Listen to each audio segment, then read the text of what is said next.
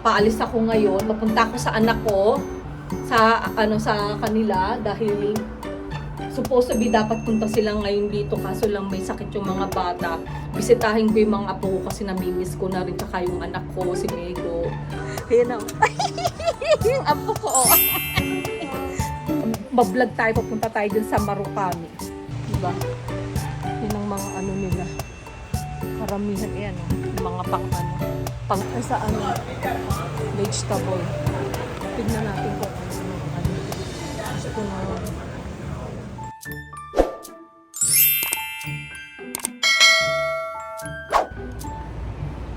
Hi guys, good morning. It's 9 o'clock dito ng umaga.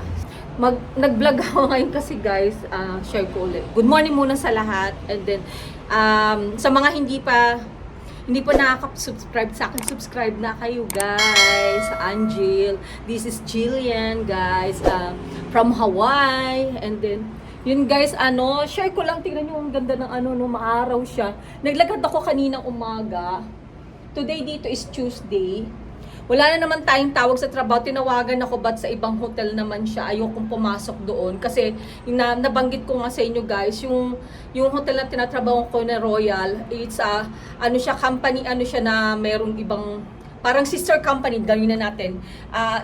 Pwede kami magtrabaho sa ibang hotel na sister company nila, yung Sheraton, Moana, tapos ang namin talaga yung Marriott, yun ang ko talaga, ang nakasign ako dun sa Royal Hawaii. Yun yung mga hotel, meron pa, I think 5 silang hotel na pwede kaming tumawid kapag ka-on call kami dun sa Royal.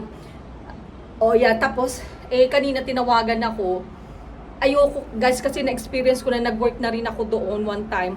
Sobra kasing naging experience ko din. Hindi naman sobra, pero i-compare mo dun sa Royal, ang laki ng diferensya niya. So, yun, hindi na ako magsasabi na kung anong difference niya.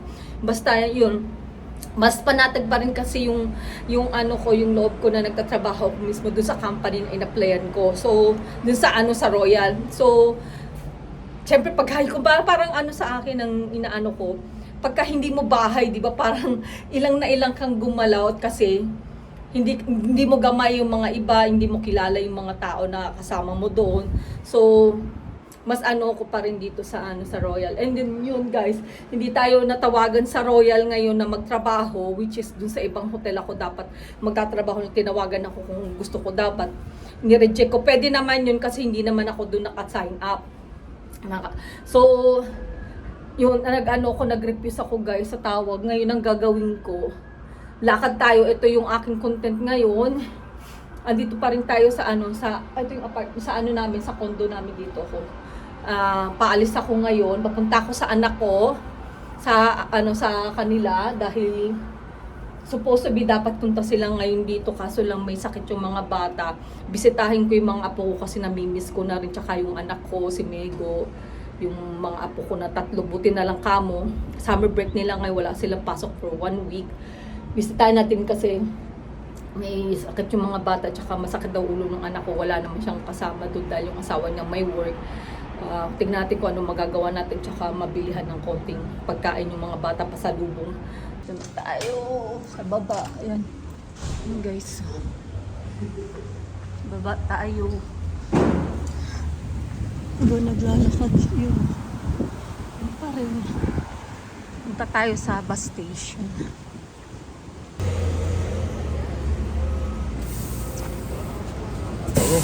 Welcome aboard from 42 MOP.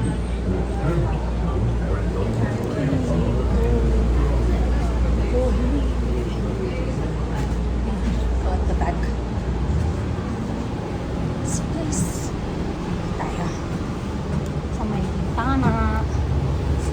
Okay.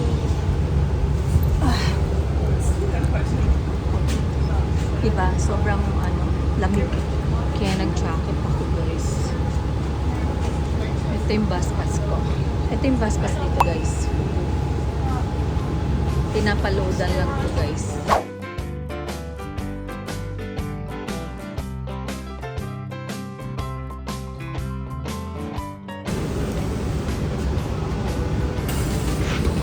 Yan, baba na tayo.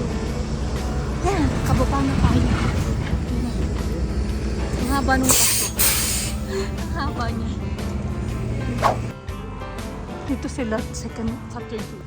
Third floor sila kasi. Kakahinga lang. Pero okay lang. Yan.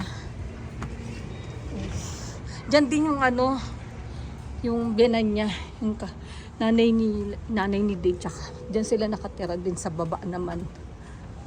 Tapat lang doon. Tapos dito yung sa anak ko. Ayan natin. Ayan na.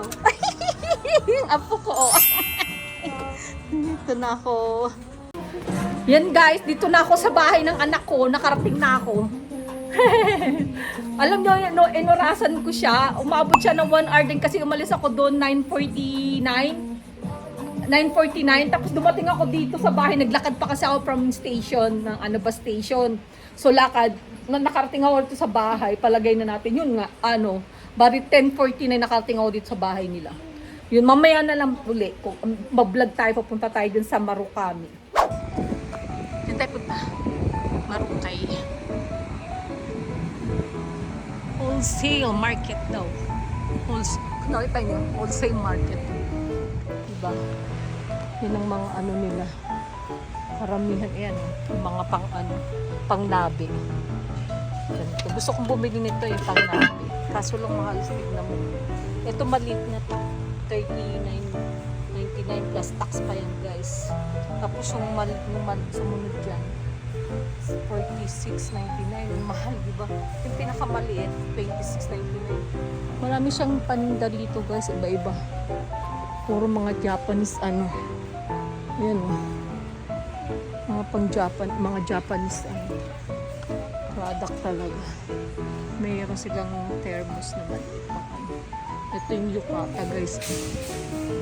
Yukata. Yukata ito yung yan. Parang ang tawag ito, kimono. Yan. Kimono to ito guys. Maraming sinusot dito sa loob bago to ilagay. Mahirap isuot din yan. Yan guys. Dami nilang paninda, may mga ano, may mga pillows, tapos yung table nila na mababa tapos upuan para sa pag-floors. Mahilig sila kasi naupula sa floor tapos may cushion. Dami. Ito yung sabi ko guys, so gusto ko bumili. Ano, gusto ko dalhin sana sa Pilipinas kasi napopold yan guys. Ganyan na siya pag nakapold. Ganyan. Yan po. Gusto kong bumili para pag namamalaki. Meron din ganito kaso ito hindi napopold. Gusto kong magdala yan sa Pilipinas. Ganito siya oh. Pag nakapold yan. Tapos pag inopen mo na ganito lang.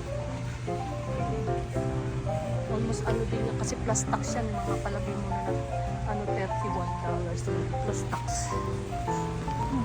Daming paninda. Iba-iba.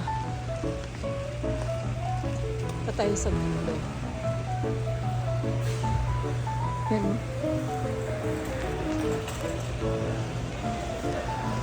Tayo sa salad. Ay sa ano, vegetable. Tignan natin kung ano. Gusto ko din kasi bumili ng ano. Gusto ko bang maggulay. Pili ako nito. Gusto ko magawa ng pakbet. Kaya yun din yung ano ko dito, pinunta ko dito para makagawa ako ng pakbet. Meron na akong talong doon.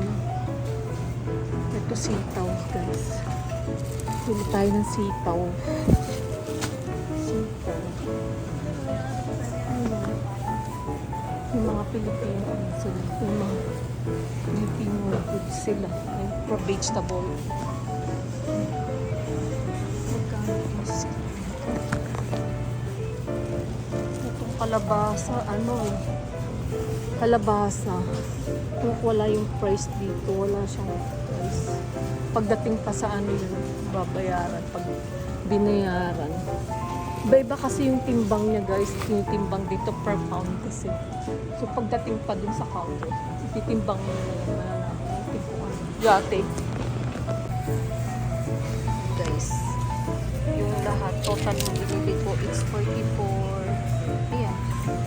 44, 56. coconut juice at